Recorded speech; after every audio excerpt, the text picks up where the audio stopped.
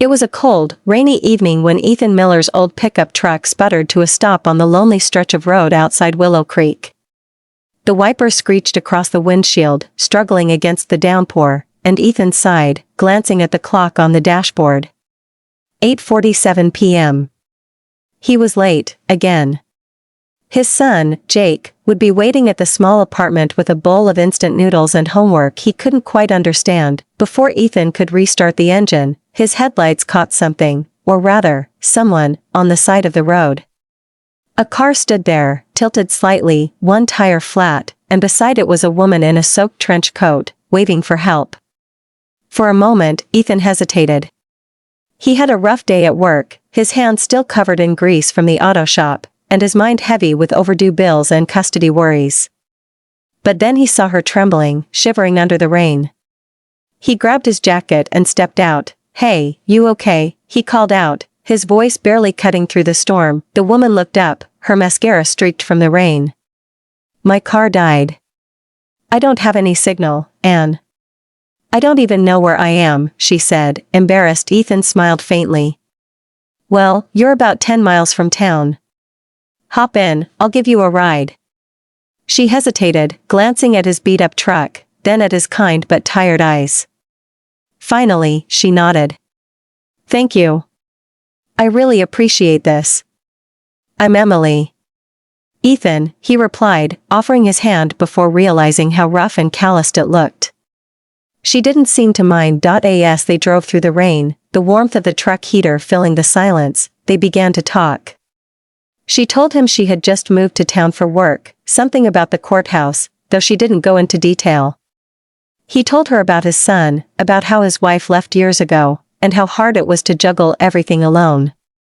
Emily listened quietly, studying the way he spoke about his boy, with so much love and exhaustion mixed together. By the time he dropped her off near the town square, the rain had eased. She smiled, touched by his kindness. "You're a good man, Ethan. Not many people would stop for a stranger these days."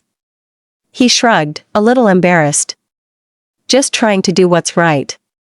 Take care, Emily." They parted ways. He never thought he'd see her again. A week later, Ethan's world came crashing down. He was standing in court, his heart pounding as he faced the custody hearing for Jake.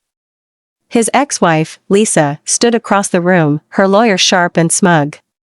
She wanted full custody, claiming Ethan's unstable finances and long work hours made him unfit to raise their son.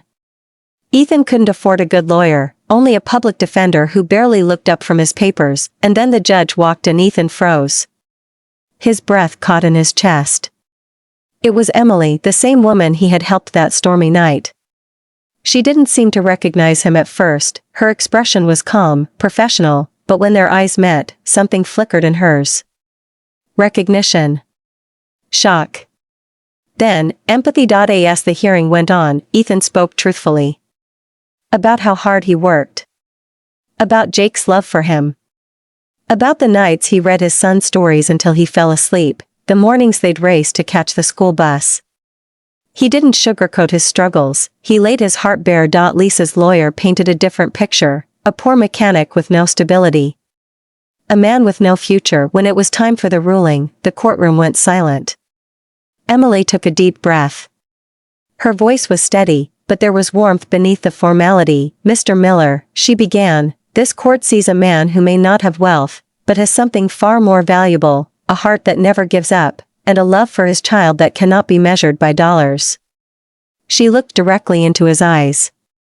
"Custody will remain with you. You are a good father, and this court believes Jake is safest and happiest in your care." Ethan's knees almost gave out. He blinked back tears, whispering, "Thank you, Your Honor." After the hearing, as the courtroom emptied, Emily called softly, "Ethan." He turned, unsure whether to smile or bow or just walk away. She smiled gently. "That night you helped me. I was lost, scared, and drenched. You didn't know who I was, but you helped anyway. I saw your heart that night, and I remembered it here today." He swallowed hard. "Guess fate has a strange way of bringing people back around." She laughed quietly. "Maybe not strange. Maybe, meant to be. In the weeks that followed, their paths crossed again, first at the diner, then at Jake's school fundraiser, then more and more often. Emily had no reason to see him anymore, yet she seemed drawn to the simple warmth of his life. She'd help Jake with his homework while Ethan made dinner, their laughter filling the little apartment that had once felt so lonely. One evening, as the sun set over Willow Creek, Ethan looked at her across the table, his heart full. "You know," he said softly, "that night I thought I was the one helping a stranger. But turns out, you were the one sent to help me." Emily smiled, eyes glistening. "Maybe we helped each other." Months later, Ethan's shop started growing, thanks to a small business grant Emily quietly helped him apply for. Jake was thriving, and laughter had returned to their little home. Love, quiet and unspoken at first, blossomed between Ethan and Emily. It wasn't a fairy tale with castles or riches, but it was real, and that made it perfect. So, if you've ever felt like life is too hard, or that kindness doesn't matter, remember this story. Sometimes, one simple act of goodness can change everything. And the person you help today might just be the one who changes your tomorrow. Sparkling heart, if this story touched your heart, don't forget to like, share, and subscribe to our channel for more emotional stories that remind us that love and kindness still exist in this world. Sparkling heart.